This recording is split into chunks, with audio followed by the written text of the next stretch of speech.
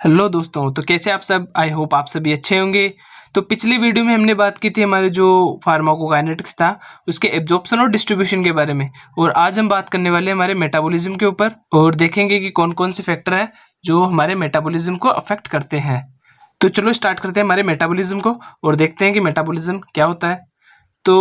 Metabolism को start करने से पहले हम देखते हैं उसके ओवरव्यू को, देखते हैं कि हम इसमें क्या क्या पढ़ने वाले हैं। तो उसकी बात करूं तो हम मेटाबॉलिज्म में पढ़ेंगे जैसे कि जो हमारा मेटाबॉलिज्म होता है उसे हम बायो ट्रांसफॉर्मेशन भी बोलते हैं, यानी एक केमिकल से उसे हम दूसरे केमिकल में फॉर्म कर देंगे, ठीक है। और तो इसलिए हम इसे क्या बोलते हैं, बायो ट्रांसफॉर्मेशन भी बोलते हैं। और इसमें मेटाबॉलिज्म में क्या होता है, मेनली जो हमारे एक्टिव ड्रग होते हैं, जब उसका जो हमारे एक्टिव ड्रग होती है उसमें क्या करते हैं, उसका जब इस मेटाबॉलिज्म होता है तो जो हमारी एक्टिव ड्रग होती है वो क्या करती है, इनएक्टिव फॉर्म में वो कन्वर्ट हो जाती है। और जो जो ड्रग को एक्टिव फॉर्म से इनएक्टिव फॉर्म में जो कन्वर्ट करने की जो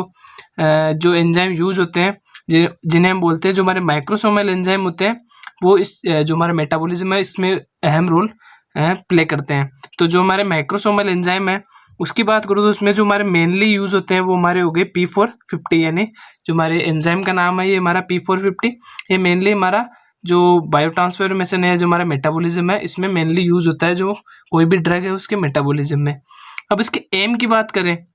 यानी मेटाबॉलिज्म कर क्यों रहे हैं, हमारी बॉडी में मेटाबॉलिज्म होता क्यों है, तो उसकी बात करें तो एम की बात करें तो यहाँ पे क्या होता है, जो हम मेनली जो हमारे ड्रग हम लेते हैं, यानी जो हम ड्रग कंज्यूम करते हैं, वो हमारी ड्रग क्या होती है, हमारी होती है लिपिड सोल्यूबल ड्रग, यानी वो मेनली क्या होती है, लिपिड में सोल्यूबल होती है। तो बात करूँ तो जो हमारी लिपिड सोल्यूबल ड्रग है वो हमारी बॉडी से तो ऐसे बाहर जाएगी नहीं, क्योंकि हमारी बॉडी से तो क्या तो वाटर तो निकलता है। जैसे मैं बात करूँ तो जैसे स्वेटिंग होती है, पसीना आता है, जो आंखों से आंसू आता है, या जो यूरिन होता है वो कैसा होता है, सब वाटर ही तो होता है। तो जो हमारी लिपिड सोल्यूबल ड्रग है वो वाटर में तो सोल्यूबल होगी नहीं।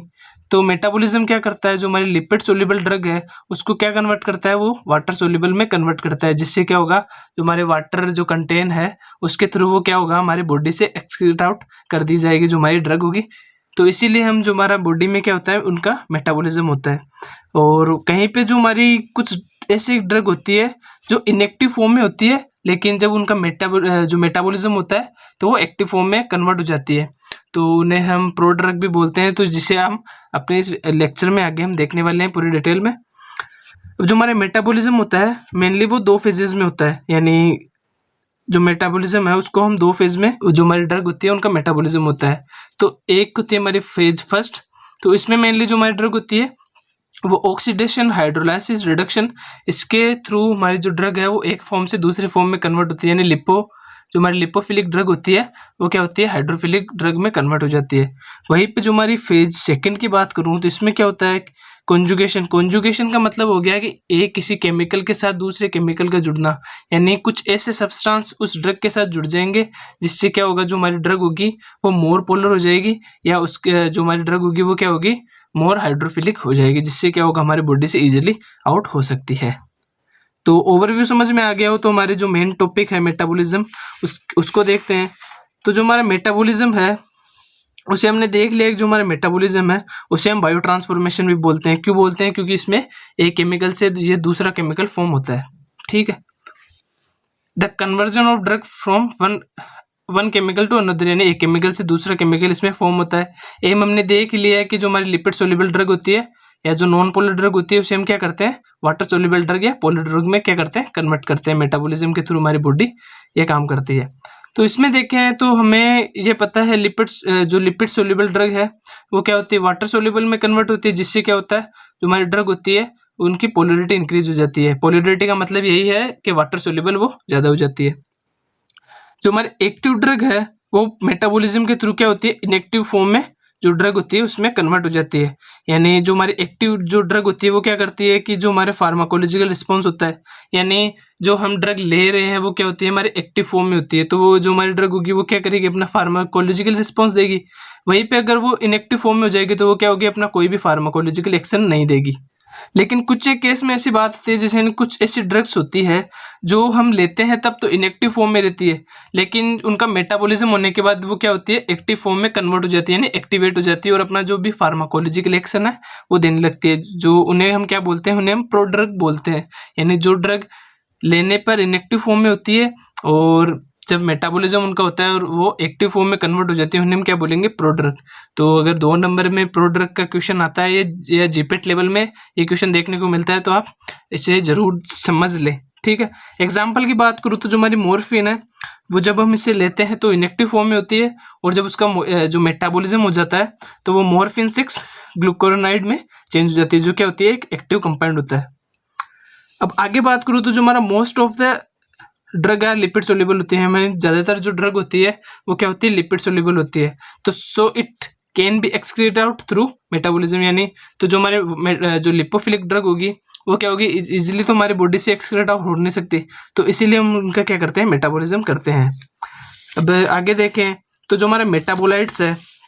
मेटाबोलाइट्स क्या होता है उसकी बात करें तो मेटाबोलाइट्स का मतलब हो गया the drug which convert after जो मेटाबॉलिज्म, यानी मेटाबॉलिज्म के बाद जो हमारी ड्रग है वो कन्वर्ट होकर जो बनी है, यानी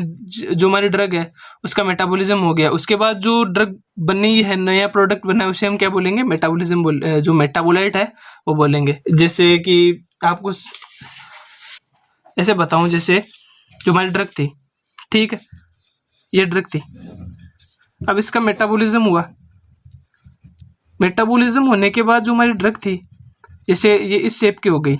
तो जो हमारी नई ड्रग बनी है मेटाबॉलिज्म होने के बाद उससे हम क्या बोलेंगे, मेटाबोलाइट बोलेंगे। यानी जो हमारी पहले ड्रग थी उसका जब मेटाबॉलिज्म हुआ उसके बाद जो ड्रग फॉर्म हुई उसे हम क्या बोलेंगे, मेटाबोलाइट बोलेंगे, ठीक है। मेटाबोलाइट समझ में आ गया। अब बात करते हैं हमारी जो ड्रग है वो किन किन फेजेज में या कितने टाइप से हमारे, कितने प्रकार से हमारी ड्रग है वो जो वाटर सोल्यूबल ड्रग में कन्वर्ट होती है, यानी एक्सक्रीट आउट होने के कंडीशन में होती है।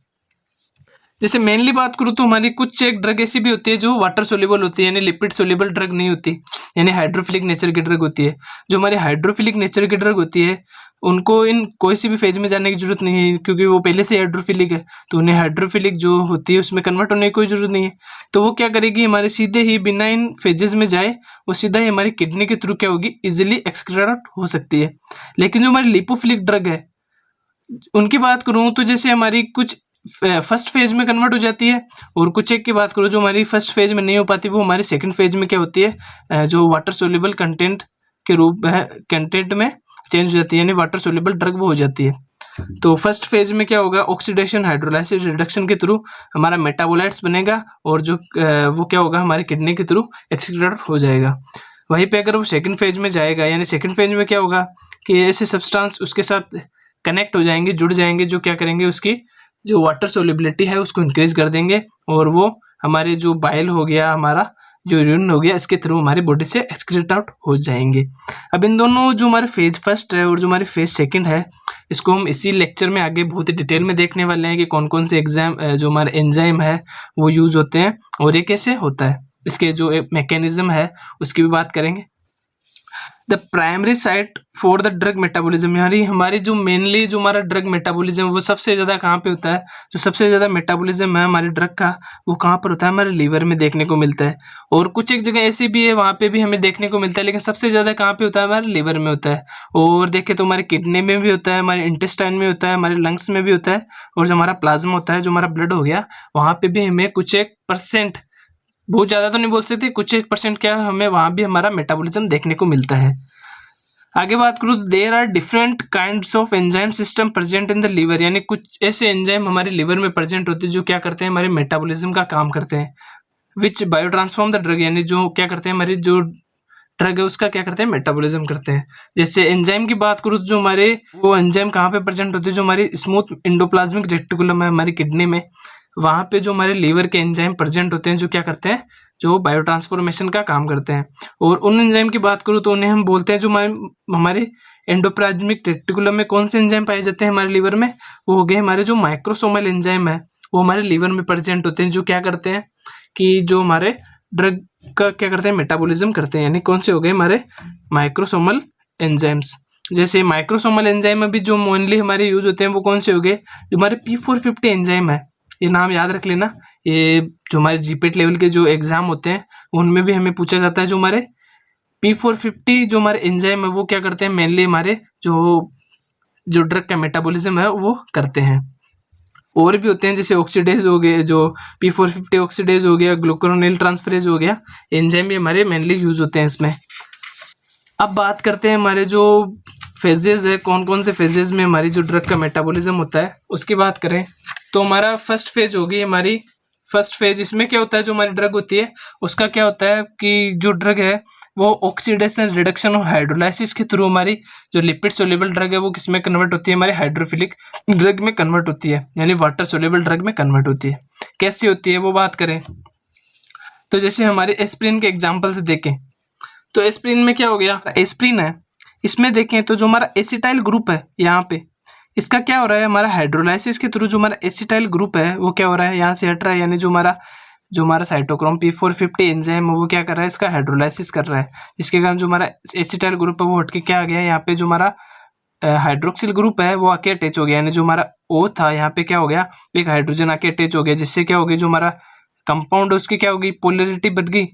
पोलरिटी इंक्रीज हो गया, यानी जो हमारा OH है, आप इससे याद रखो, जो हमारा OH जहाँ कहीं भी जुड़ जाएगा किसी भी कंपाउंड के साथ वो क्या करेगा, उसकी पोलरिटी को इंक्रीज करेगा। यानी जितने ज़्यादा हमारे OH ग्रुप किसी कंपाउंड के साथ जुड़ेंगे वो कंपाउंड उतना ही ज़्यादा क्या होगा, पोलर होगा। तो यहाँ पे क्या होगा, जो हमारा एसिटाइल ग्रुप अगर यहाँ से निकल गया और यहाँ पे OH ग्रुप आके जुड़ गया तो क्या हो गया, जो हमारा कंपाउंड था वो एस्प्रिन से किस में कन्वर्ट हो गया, हमारे सैलिसिलिक एसिड में कन्वर्ट हो गया, यानी जो हमारा एस्प्रिन था वो क्या था, हमारे लिपिड सोल्यूबल ड्रग थी और वो किस में कन्वर्ट होगी, हमारे सैलिसिलिक एसिड में कन्वर्ट होगी, जो क्या है, एक वाटर सोल्यूबल ड्रग है। तो फेज फर्स्ट में क्या होगा कि जो हमारे कोई भी ड्रग होगी वो हमारे हाइड्रोलाइसिस, रिडक्शन और ऑक्सीडेशन के थ्रू किस में होगी, कोई दूसरे कंपाउंड में चेंज हो जाएगी, जो क्या करेगी, उस ड्रग की एक फॉर्म से क्या होगी, वो दूसरी फॉर्म में चेंज हो जाएगी, जो क्या होगी, एक वाटर सोल्यूबल फॉर्म होगी, जिससे वो क्या होगा, किडनी के थ्रू फिर बाहर निकल जाएगी।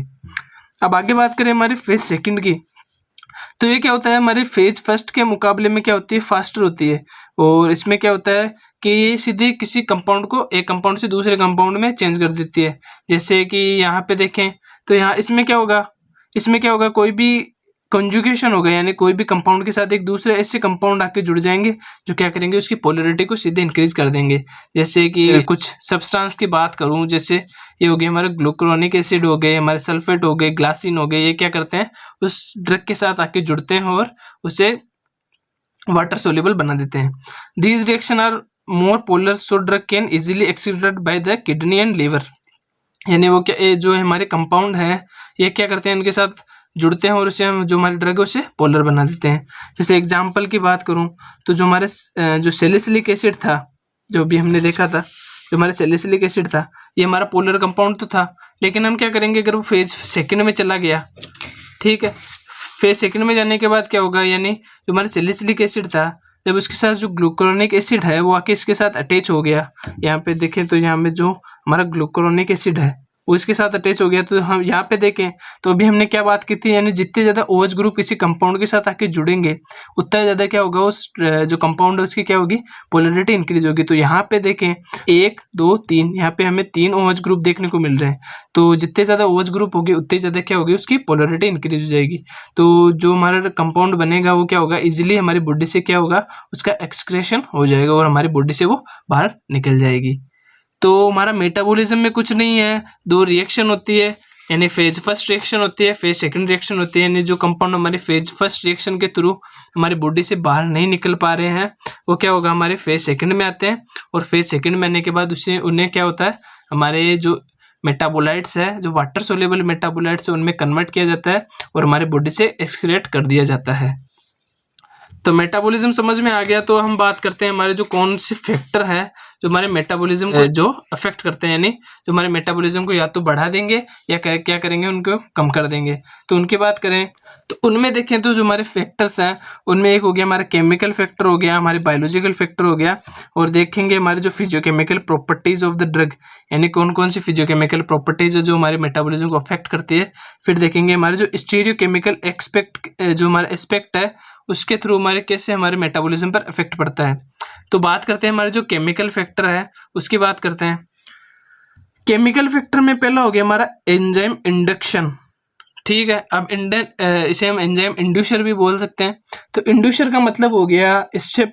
पता चल रहा है, जैसे नाम से पता चल रहा है कि या वो सब्सटेंस होते हैं जो क्या करते हैं, किसी भी जो हमारे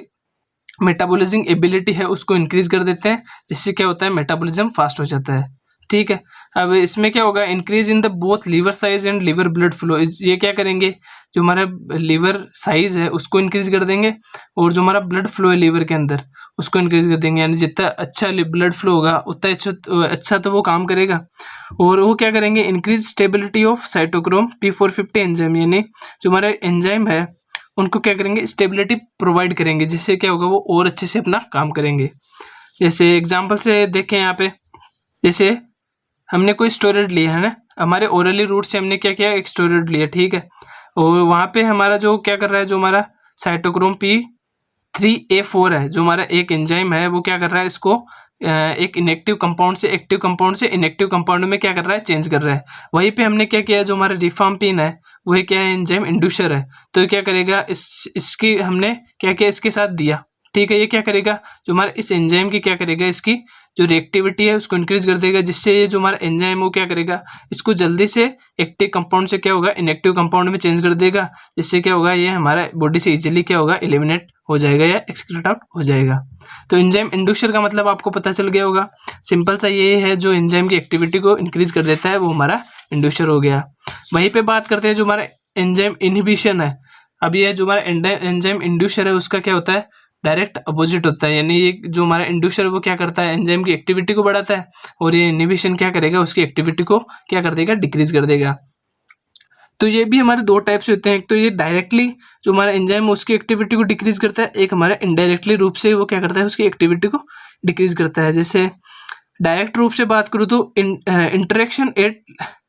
at the enzyme site and change the enzyme activity, ये क्या करता है, हमारी जो एंजाइम की साइट होती है उसके साथ इंटरेक्ट करके क्या करता है, जो हमारे एंजाइम की एक्टिविटी होती है उसको डिक्रीज कर देता है। तो ये भी हमारा दो टाइप से होता है, जो हमारा कंपेटिटिव होता है और एक क्या होता है, नॉन कंपेटिटिव, यानी जो एंजाइम के साथ साइट के साथ जुड़ के क्या करता है, उनको डिस्ट्रॉय कर देता है, जो उसकी बाइंडिंग साइट होती है उसको डिस्ट्रॉय कर देता है। इनडायरेक्ट रूप से बात करूं तो इसमें क्या करेगा, due to the fall in rate of enzyme synthesis, ये क्या करेगा, इनडायरेक्ट रूप से क्या करेगा, जो हमारे एंजाइम की जो सिंथेसिस हो रही है, यानी जो एंजाइम बन रहे हैं जहाँ पे जो उसकी फॉर्मेशन हो रही है उसको क्या करेंगे, उसकी रेट को कम कर देंगे, यानी जितने अगर वो एंजाइम की रेट ही कम हो जाएगी, यानी एंजाइम बनने ही कम हो जाएंगे, तो वो अपना इफेक्ट कैसे शो करेंगे, रिएक्ट कैसे करेंगे, अपना काम कैसे करेंगे, उनकी एंजाइम के जो एंजाइम की बनने की प्रोसेस है, यानी जितने कम एंजाइम बनेंगे उतनी तो कम जो अपना काम करेंगे, ठीक है। अब जैसे एग्जाम्पल से देखो, जो हमारा टेराफेनाडीन है, ठीक है, इस पे क्या है, जो हमारा एंजाइम है, जो हमारा CYP3A4, यानी जो हमारा एंजाइम है ये क्या करता है, इस एक्टिव कंपाउंड को क्या करता है, इनएक्टिव कंपाउंड में चेंज करता है। लेकिन यहाँ पे क्या किया है, जो हमारा एंजाइम इनहिबिटर है वो हमने दिया, तो ये क्या करे, जैसे हमारा एरिथ्रोमाइसिन कीटोकेनोजोल है वो एंजाइम हमने, यानी जो सब्सटेंस हमने दिया, तो ये क्या करेगा, जो हमारा CYP3A4 जो हमारा एंजाइम है इसकी क्या करेगा, वो एक्टिविटी को क्या कर देगा, बंद कर देगा, जिससे क्या होगा, जो हमारा टेराफेनाडीन है वो क्या होगा, जो हमारा कंपाउंड हमने जो हमारा एंजाइम एक्टिव से इसे इनएक्टिव में चेंज कर रहा था, तो जो हमारा एंजाइम ही नहीं काम करेगा, तो जो हमारा एक्टिव कंपाउंड तो सीधा क्या होगा, एक्टिव कंपाउंड में ही रहेगा, इनएक्टिव कंपाउंड में चेंज नहीं होगा। तो अगर वो इनएक्टिव कंपाउंड में चेंज नहीं होगा तो वो क्या होगा, हमारी बॉडी से भी एक्सक्रीट आउट नहीं कर सकती हमारी बॉडी, ठीक है। तो एंजाइम इनहिबिशन का मतलब क्या हो गया, जो हमारे एंजाइम की एक्टिविटी को क्या करते हैं, स्लो कर देते हैं, बंद कर देते हैं। अब आगे बात करते हैं हमारे बायोलॉजिकल फैक्टर को, यानी कौन कौन से हमारे बायोलॉजिकल फैक्टर जो हमारे मेटाबॉलिज्म को अफेक्ट करते हैं। पहला हो गया हमारा एज। तो एज की बात करूं तो जो हमारे डिफरेंट एज में हमारे एंजाइम है वो डिफरेंट तरीके से अपना एक्शन प्रोड्यूस करते हैं। जैसे बात करते हैं जो हमारे the drug metabolic rate is different in the different age group, यानी डिफरेंट एज ग्रुप में हमारी जो ड्रग है उसका मेटाबॉलिज्म डिफरेंट तरीके से होता है। जैसे जो हमारा न्यूटेंट्स है, ठीक है, जो हमारे हो गए अप टू 2 मंथ्स, यानी 2 मंथ्स के जो हमारे बच्चे होते हैं और जो हमारे नियोफेंट्स हैं, यानी 2 महीने से जो हमारे 1 साल के तक के जो बच्चे होते हैं उनमें मेटाबॉलिज्म क्या होता है, स्लो होता है, due to the less development of microsomal enzyme. यानी जो 2 महीने से लगा के हमारे जो 1 साल तक के जो हमारे बच्चे होते हैं उनमें क्या होता है, जो मेटाबॉलिज्म स्लो होता है। क्यों? क्योंकि वो न्यूबॉर्न हुए हैं, उनमें क्या होता है, जो उनका माइक्रोसोमल एंजाइम है उनका डेवलपमेंट क्या होता है, अच्छे से नहीं हुआ होता है, इसलिए वो उनमें क्या होता है, जो उनका मेटाबॉलिज्म होता है वो क्या होता है, स्लो होता है। वहीं पे बात करूँ जो हमारे चिल्ड्रंस है, यानी 1 साल से हमारे जो 12 साल तक के जो हमारे बच्चे होते हैं, उनमें मेटाबॉलिज्म क्या होता है, rapid as compare to the adult. यानी जो अडल्ट्स होते हैं उनके कंपेयर में भी उनमें क्या होता है, जो हमारा मेटाबॉलिज्म है वो अच्छा होता है, क्योंकि उनमें क्या होता है, जो माइक्रोसोमल एंजाइम है वो अच्छे से डेवलप्ड हो जाते हैं और अच्छे से क्या होता है, उनका फॉर्मेशन होता है। और जो हमारे एल्डर पर्सन होते हैं उनमें भी मेटाबॉलिज्म क्या होता है, स्लो हो जाता है, क्योंकि जो हमारे माइक्रोसोमल एंजाइम है उनके काउंट है वो क्या होता है, धीरे धीरे कम होने लगती है उम्र के साथ साथ, जिसके कारण क्या होता है, उनमें जो मेटाबॉलिज्म है वो हमें स्लो देखने को मिलता है। अब आगे बात करते हैं जो हमारी डाइट है, डाइट कैसे इफेक्ट करती है। तो आपने सुना होगा जो डॉक्टर है वो मेनली कहते हैं कि हमारी लाइफ स्टाइल है उस पर हमें ध्यान रखना चाहिए ताकि हमारी बॉडी हेल्दी रहे। तो डाइट का आपको पता है, यानी जैसे हम डाइट अच्छे नहीं लेंगे तो हमारे जो जो एंजाइम है वो अच्छे से काम नहीं करेंगे। तो जैसे आपने सुना होगा जो हमारा प्रोटीन है वो हमारी बॉडी के लिए बहुत ही ज़्यादा फायदेमंद है, बहुत ही ज़्यादा ज़रूरी है। तो जैसे अगर हम लो प्रोटीन डाइट ले रहे हैं तो हमारा मेटाबॉलिज्म क्या होगा, स्लो होगा। अगर प्रोटीन अच्छे से नहीं मिल रही है हमारी बॉडी को तो क्या होगा, मेटाबॉलिज्म स्लो होगा। वहीं पे अगर हम हाई प्रोटीन डाइट ले रहे हैं, यानी प्रोटीन अच्छी है हमारी डाइट में, तो जो हमारा मेटाबॉलिज्म वो क्या होगा, रैपिड होगा, यानी अच्छे से होगा। Because protein diet increase enzyme synthesis, यानी प्रोटीन क्या करता है, हमारे जो एंजाइम है उसके सिंथेसिस को बढ़ाता है, यानी जो हमारे एंजाइम के फॉर्मेशन को बढ़ाता है। तो जितने ज़्यादा एंजाइम होंगे उतने अच्छे से वो क्या करेंगे, उनका मेटाबॉलिज्म करेंगे ड्रग का। तो डाइट बहुत ही ज़्यादा ज़रूरी है। आगे बात करें जो हमारे सेक्स डिफरेंस है, सेक्स डिफरेंस की बात करें तो जो हमारे सेक्स का मतलब हो गया कि जो हमारे मेन और वुमेन में कंपैरिजन करें हमारे ड्रग मेटाबॉलिज्म का, तो यहाँ पे देखें तो जो हमारे metabolism slow in women than men, यानी हमारे वुमेन में क्या होता है, मेटाबॉलिज्म स्लो होता है as compare to the men. वहीं पे बात करें जो हमारे मेटाबॉलिज्म रैपिड वो हो गया, हमारे रैपिड क्या होता है मेन में as compare to the women. ठीक है। There are also some factor which affect metabolism such as the pregnancy disease hormonal imbalance, यानी अगर प्रेगनेंसी है तो भी हमारा मेटाबॉलिज्म इफेक्ट होता है, कोई डिजीज हो गई तो भी हमारा मेटाबॉलिज्म पे इफेक्ट हो सकता है, और कुछ हार्मोनल चेंजेस के कारण भी हमारे मेटाबॉलिज्म पर इफेक्ट पड़ता है। अब बात करते हैं हमारे फिजियोकेमिकल प्रॉपर्टीज, यानी जो हमारे पीके वैल्यू हो गई, हमारे सोलिबिलिटी हो गई, पोलैरिटी हो गई, साइज शेप etc भी हमारे जो ड्रग के मेटाबॉलिज्म पर इफेक्ट करते हैं। May be also affect the drug metabolism by interaction with the active site of the enzyme, यानी ये अगर चेंजमेंट होते रहेंगे तो हमारे जो ड्रग के मेटाबॉलिज्म की जो एक्टिव साइट है उन पे भी अपना इफेक्ट शो करेंगे। अब बात करते हैं जो हमारे स्टीरियोकेमिकल एस्पेक्ट है उसकी बात करें तो it also affect the drug metabolism because some metabolism enzyme often display a preference for the one enantiomer of the drug over the other, it is due to the differ in the action. इसका मतलब हो गया कि यानी जो हमारी drug होती है वो दो फॉर्म में होती है, यानी इनेंशियोमर में होती है, यानी एक होती है उसकी डेक्स्ट्रोसाइट, एक होती है हमारी लेवोसाइट। ठीक है। जैसे एक एग्जांपल से यहाँ पे दिया हुआ है, यानी जो हमारा डी ग्लूकोज है यानी डेक्स्ट्रोसाइट यानी डेक्स्ट्रो रोटेटरी, यानी कुछ ड्रग हमारी क्या होती है, डेक्स्ट्रो रोटेटरी होती है, कुछ जो हमारी ड्रग होती है वो क्या होती है, लेवो रोटेटरी होती है। तो जो हमारी डेक्स्ट्रो रोटेटरी ड्रग होती है वो क्या होती है, इजिली मेटाबोलाइज हो जाती है। वहीं पे जो हमारी लेवो रोटेटरी ड्रग होती है वो क्या होता है, उनका जो मेटाबॉलिज्म है वो स्लो होता है। तभी तो आपने मार्केट में कभी भी जो ग्लूकोन डी है वो लिया होगा, तो वो ग्लूकोन डी ही क्यों आता है, वो ग्लूकोन एल क्यों नहीं आता, क्योंकि हमारे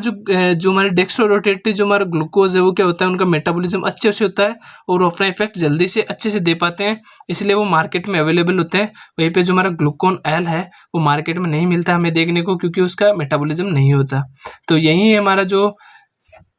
स्टीरियोकेमिकल एस्पेक्ट के रूप में हम इसे देख सकते हैं। तो आज का लेक्चर यहीं पे ख़त्म करते हैं। अगला लेक्चर हमारा होने वाला है एक्सक्रेशन के ऊपर, जो हमारा इस फार्माकोलॉजी यूनिट फर्स्ट का लास्ट लेक्चर होने वाला है। तो मिलते हैं अगले लेक्चर में, तब तक अपने और अपनी फैमिली का ध्यान रखें।